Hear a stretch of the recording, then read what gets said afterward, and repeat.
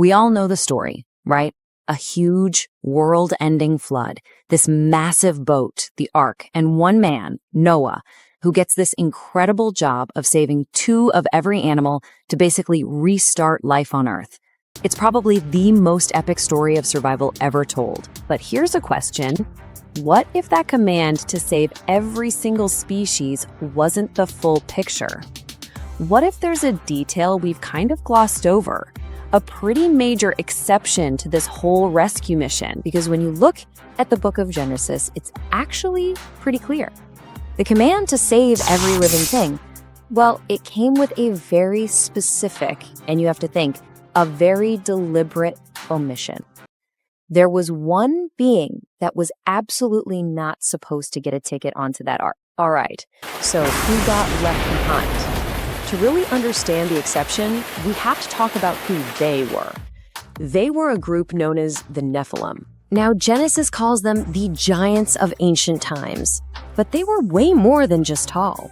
In the story, their very existence on Earth stood for chaos itself, a complete corruption of the natural world that the flood was designed to, wash away. And that's exactly why they couldn't be saved. See, the Nephilim weren't just another species. They were a total anomaly. They didn't really fit the description of human or animal. They had these unique traits that made them impossible to categorize. They were, in a way, a bug in the system. They weren't part of God's original blueprint for creation. And you don't save the bug when you're trying to reboot the entire system. So to really get why they were excluded, we need to take a look at the world they were living in. I mean, why was something as extreme as a global flood even necessary? Well, it's because the world, as Genesis tells it, was absolutely drowning in violence. The language used is just start. It says, the Lord saw how great the wickedness of the human race had become. And this wasn't just, a few bad apples. The story describes this deep, pervasive corruption that had basically infected all of humanity. And this is where we get a really powerful glimpse into the divine mindset. There's such a deep sadness in these words, a feeling that this whole human experiment had just gone off the rails, leading to that heartbreaking line, I regret that I have made them. The contrast here just couldn't be more dramatic.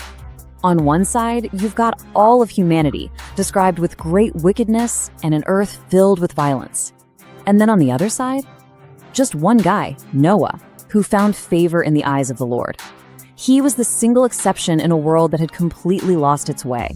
Okay, so the problem's been laid out, the one righteous person has been found, so now the solution is put into motion, and it's a plan that involves 2 things: total destruction and a very precise act of preservation. God's declaration to Noah is honestly chilling when you think about the scale of it. I will wipe from the face of the earth the human race. I am going to put an end to all people. This wasn't just a warning.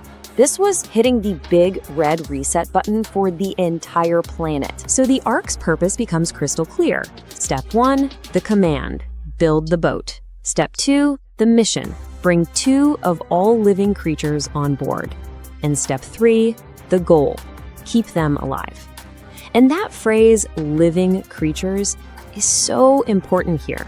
It makes the exclusion of the Nephilim explicit. They simply were not on the manifest. And so, the flood happened. The world was washed clean.